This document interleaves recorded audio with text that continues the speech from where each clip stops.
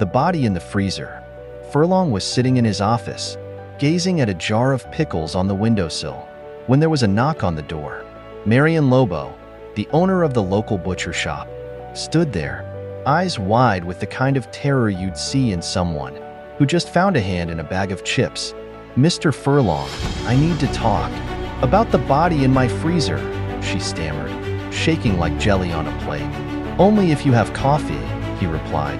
Marian hurried back with a thermos of coffee. Furlong took a sip and winced immediately. "Is this coffee or paint thinner?" She didn't answer. Madness flickered in her eyes. An hour later, they were standing in her shop, staring at a frozen man lying atop a pile of frozen pig feet. The room was so cold that one of Furlong's eyebrows had frosted over.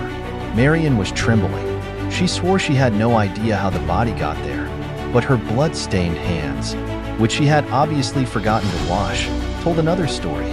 "Well, this is odd," Furlong muttered, scraping at the ice with a butter knife. "Did he climb in here on his own, or was he playing hide and seek?" "It wasn't me," Marian shrieked. Soon enough, Furlong discovered that the frozen man was Frank Peters, a local layabout and a sucker for a woman's persuasion. Turns out, Frank owed Marian a considerable sum of money. When the police came to collect the body, Furlong noticed a trail leading from the freezer to the backyard. The trail led him to an old shed, where he found a strange contraption that looked like it had been ripped from a washing machine. A cable extended from the shed back to the butcher shop. After some thought, Furlong deduced that the device had been used to drag the body on a cart. His suspicions about Marian deepened, but he wanted to check one more thing. "So, Marian," he started while they waited for the body to be taken away, "how much does your best cut of meat go for?" $10 per kilo, she replied nervously. "And how much do you weigh?" Furlong asked. "Excuse me? You asked me why," he said, watching her squirm. "I didn't ask you why, but you already feel guilty because you know what you did. You see, Marian, I've heard your meat sales have been dropping lately. So, I'll give you a choice.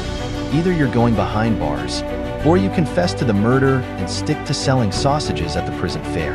Marian broke down and confessed everything.